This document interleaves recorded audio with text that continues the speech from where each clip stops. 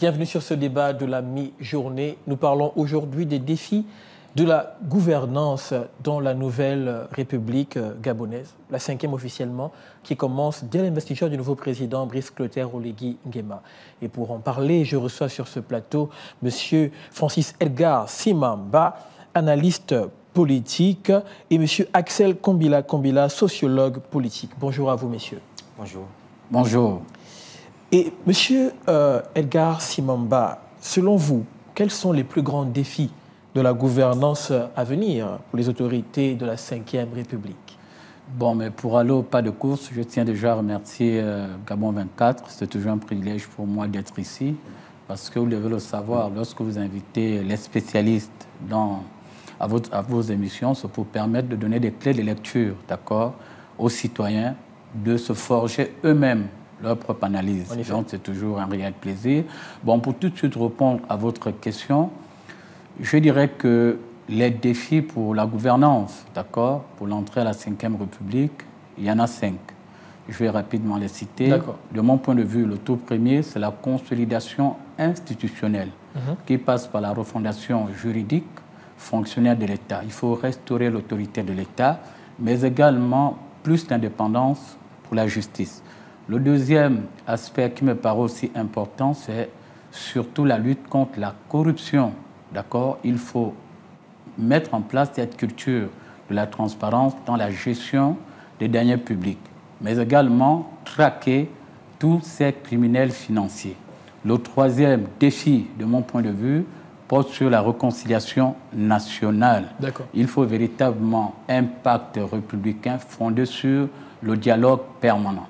4, pour ne pas le citer entre les lignes, c'est la réforme administrative. Nous devons reformer notre administration. C'est important pour que nous puissions à la fois la dépolitiser, pour qu'on ait une administration beaucoup plus professionnelle, orientée vers la culture des résultats. Et le 5e point porte sur la gouvernance économique. Aujourd'hui, il est important, sinon urgent, de mettre l'accent sur la relance qui passe par la diversification, mais surtout le soutien des PME. D'accord. Monsieur Kombila, votre avis dessus avant qu'on ne rentre en profondeur, bien sûr? Oui, effectivement. Déjà, merci également pour le privilège que vous nous donnez toujours à pouvoir venir éclairer la lanterne des populations, de donner notre regard par rapport à ces questions qui touchent de plein pied même notre pays. Alors, en termes de défis, je pense qu'au-delà de ce que venait de citer ici notre frère, je pense qu'il y a également la gouvernance liée justement au social. Alors, vous savez, quand on parle du social, c'est un peu un portfolio. Il y a plusieurs domaines là-dedans, mais il faut dire qu'il y a par exemple les questions liées à l'emploi des jeunes, d'accord ? Vous êtes vous-même justement un des leaders qui a manifesté pour aider les jeunes à trouver de l'emploi. Est-ce que ça a évolué de votre côté? Oui, il faut dire quand même que durant toute la période de la transition, on a vu les autorités manifester une certaine volonté. 26 900 emplois ont quand même été créés, mais cela reste un vaste chantier dans lequel il faudrait davantage apporter des solutions. D'accord. Pour rentrer de plein pied là-dedans, on a plusieurs mots qu'on connaît dans ce pays, qui ont miné les gouvernements. J'aimerais qu'on puisse aborder la géopolitique.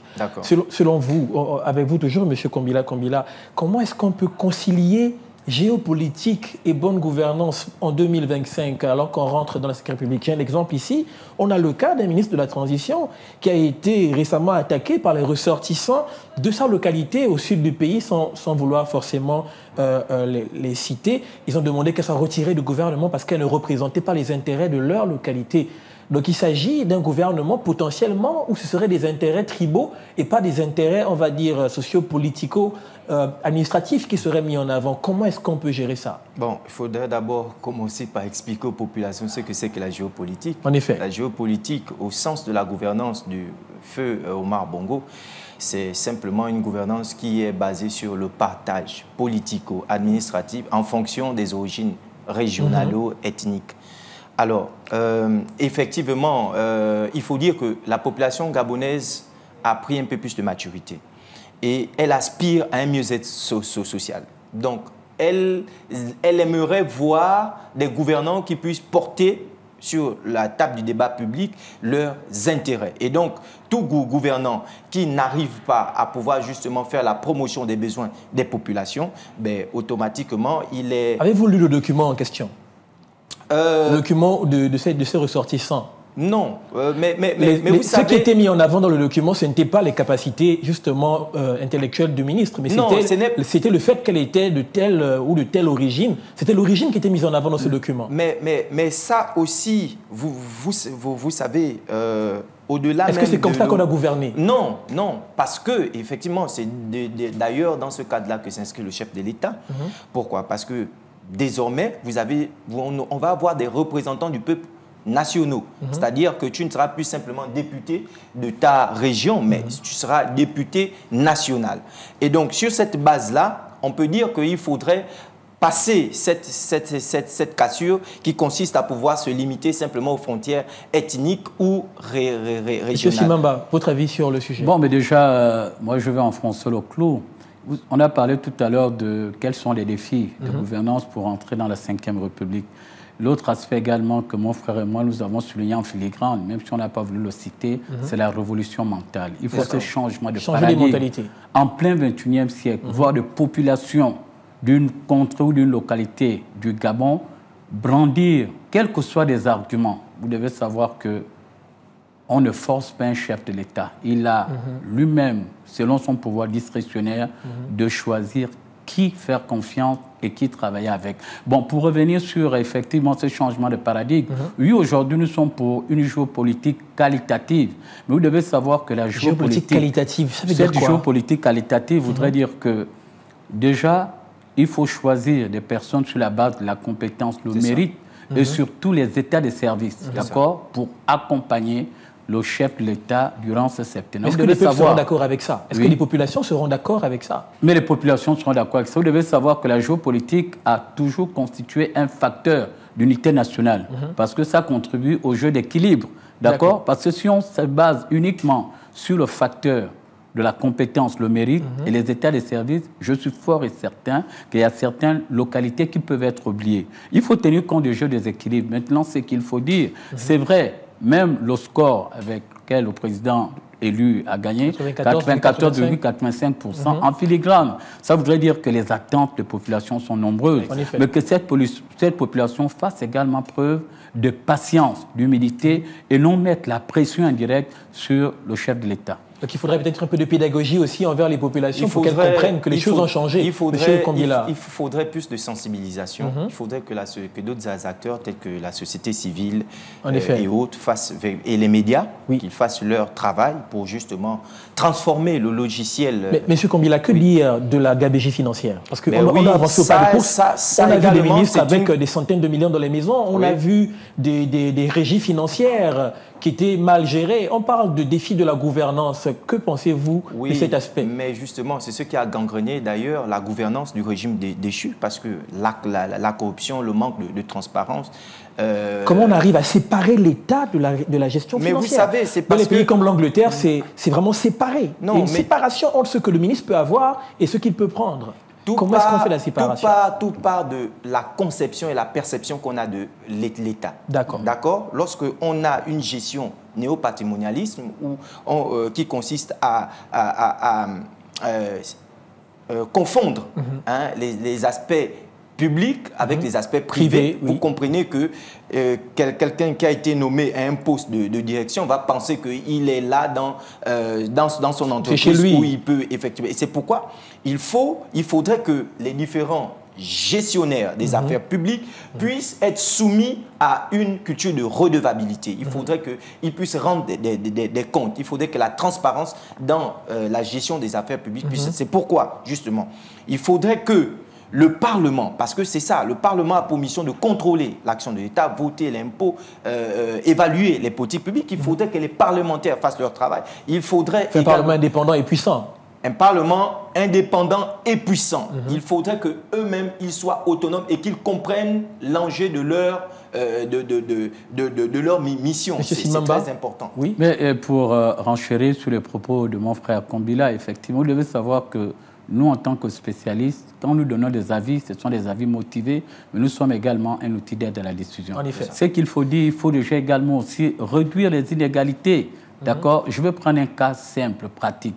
Vous avez au sein d'un ministère, vous avez des directeurs généraux qui ont moins de 2 millions, vous avez les directeurs des organismes sous tutelle qui ont entre 5 ou 6 millions. Mais c'est lui qui a 1 million et quelques. Qui a décidé ces salaires? Qui a validé ces différents bulletins de salaire? Mais nous sommes... Vous devez savoir que, d'accord, un État fonctionne avec les lois, d'accord? C'est des lois qui ont été prises à une période. Mais le contexte actuel, lorsqu'on parle de redéfinir les bonnes pratiques pour une meilleure gouvernance, il faut aussi réduire les inégalités. D'accord. D'accord? 2 directeurs généraux appartenant à un même ministère ne doit pas avoir trop, il ne doit pas avoir trop les disparités au niveau du salaire. Parce que c'est lui qui a 1 million. Oui. C'est lui qui a 1 million. Pour vouloir rattraper le gap, il sera tenté à mettre la main dans le budget de fonctionnement ou d'investissement. Mais que dire de certains ministères qui ont plus d'argent que d'autres?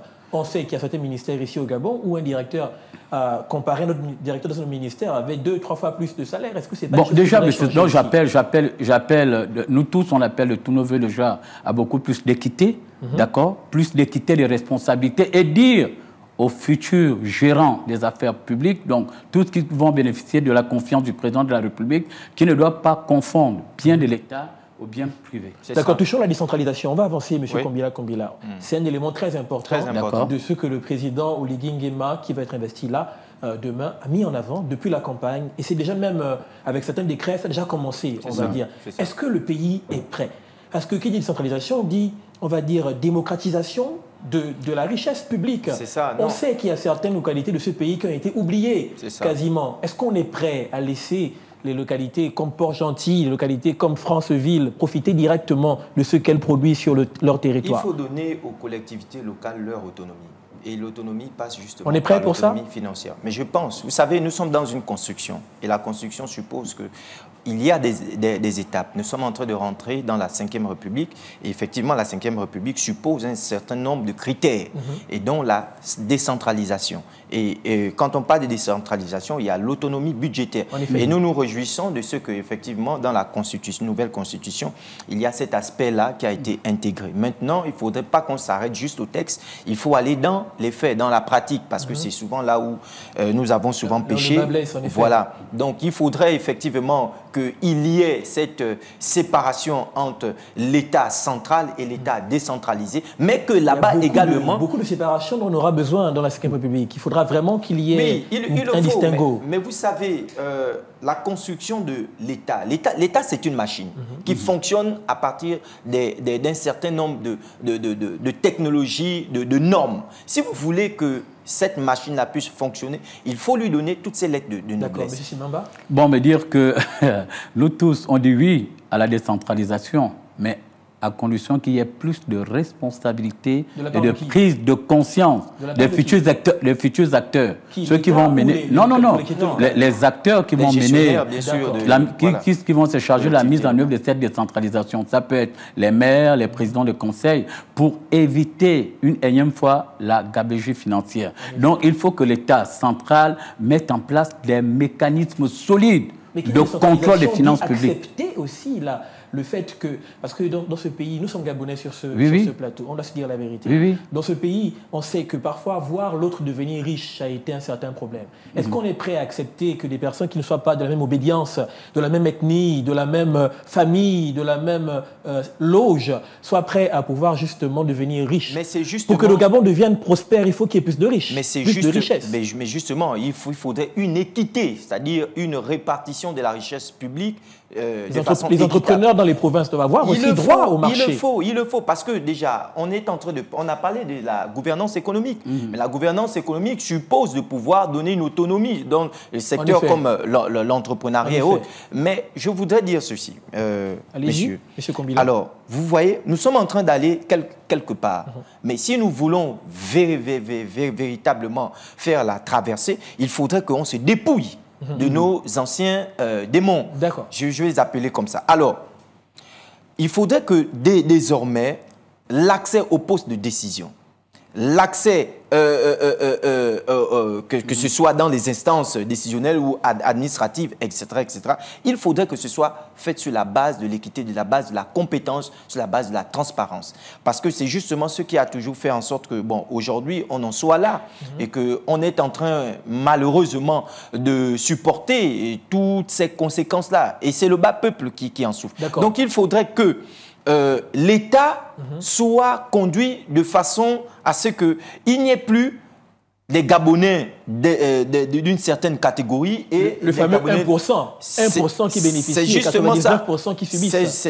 C'est justement ça. Il faudrait que toute la population gabonaise, quelles que soient ses origines, quelle que soit sa situation sociale, se voit aussi avoir la possibilité... Les opportunités. Les opportunités, est-ce que dans la bonne gouvernance, et avec bien sûr, puisqu'on parle de décentralisation, donc en partant de localités, donc d'abord, on a les départements, après on a les provinces, ensuite on a l'État.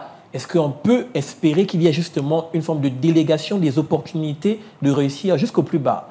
Bon, déjà, ce qu'il faut dire ici rapidement, parce que je pense qu'on est en train de conclure l'émission, déjà, il faut appeler à la prise de conscience individuelle et collective. Il faut que désormais, c'est l'esprit patriotique qui anime chacun d'entre nous.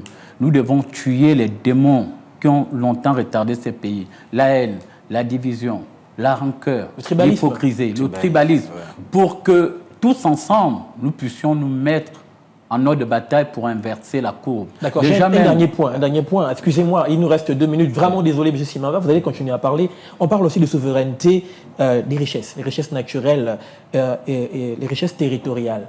On a la forêt, on a le pétrole, on a le bois, on a le manganèse, on a toutes ces richesses. Est-ce que la bonne gouvernance n'exige pas aussi qu'on puisse avoir un regard plus tranchant de ce côté? Mais naturellement, oui. Naturellement, vous devez savoir qu'à ce qui concerne notre pays, des textes existent. Mais le seul problème, c'est l'applicabilité. Il faut mettre des mécanismes stricts et rigoureux pour surveiller. Vous devez savoir que la souveraineté... Les Gabonais dans la forêt, on n'en a pas assez des Gabonais qui dont on parlait tout à l'heure d'inverser la tendance, d'accord? Tout cela passe aussi par la révision de la grand-mère sur le plan économique. Il faut que les Gabonais arrêtent de qualifier des métiers, les sous-métiers, les petits métiers. Il est temps que nous puissions nous réapproprier, d'accord, notre souveraineté économique.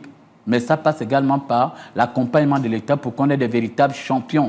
Il faudrait également développer les secteurs tels que l'industrie, parce que oui, effectivement. Mais en faisant la promotion justement des champions nationaux. Des champions nationaux. Parce que lorsque... Est-ce qu'on est prêt? Les Gabonais sont prêts? Mais oui, il y en a au Gabon. Il faut juste effectivement les mettre sur les projecteurs et puis leur donner les moyens de sorte que ces personnes-là puissent participer à notre développement. Il faut développer également le secteur du tourisme, parce qu'on a un potentiel mais énorme au Gabon qui peut nous permettre de... Avec le secteur des hôtels qui est occupé par les Chinois, les Libanais, les Indiens. Pourquoi il faut... Comment on fait pour pouvoir récupérer ce domaine-là? Il faut de la volonté politique, il faut du patriotisme, comme nous il faut aussi que les banques accompagnent les jeunes entrepreneurs. Il le faut, mais c'est pourquoi justement la Banque du commerce et l'entrepreneuriat doit pleinement jouer. C'est vraiment dernier mot, M. Kombila, on va finir avec M. Voilà, la Banque du commerce et l'entrepreneuriat doit pleinement jouer son rôle, parce que c'est maintenant ou jamais. Et effectivement, il faudrait faire la promotion effectivement des petits métiers, comme on dit. Il faut revoir notre façon de former, donc la formation. Il faut former, il faut allier à la fois l'offre et la demande. Adéquation, formation, emploi. C'est ça. Il le faut, mais c'est vraiment un tout. Très vaste. Et c'est difficile de pouvoir justement développer ce sujet-là. Vraiment. Bon, débat très passionnant. Malheureusement, le temps nous est imparti. Mais je vais chuter par là pour coller à l'actualité. Vous devez savoir que la cérémonie d'investiture demain, d'accord, c'était un acte fondateur de la Ve République, d'accord. Ça passe par l'affirmation de la légitimité populaire. Ça passe par l'engagement, d'accord, pour une nouvelle gouvernance plus responsable, inclusive et éthique, mais ça passe également par l'appel à l'unité nationale tout en transcendant ce que moi j'appelle les particularismes locaux. D'accord, merci beaucoup. Je rappelle que vous êtes M. Francis Edgar Simamba, analyste politique, et vous êtes M. Axel Kombila, sociologue politique. Le temps s'en va. le temps s'en va et c'est très difficile de pouvoir parler de ces choses en si peu de temps. Mais on espère que les Gabonais ont compris et que le débat continuera chez vous pour que la 5e République soit bien sûr notre héritage à tous. Merci d'avoir été avec moi sur ce plateau. C'est nous qui et merci à vous d'avoir regardé en direct. Restez connectés. Au revoir. Au revoir.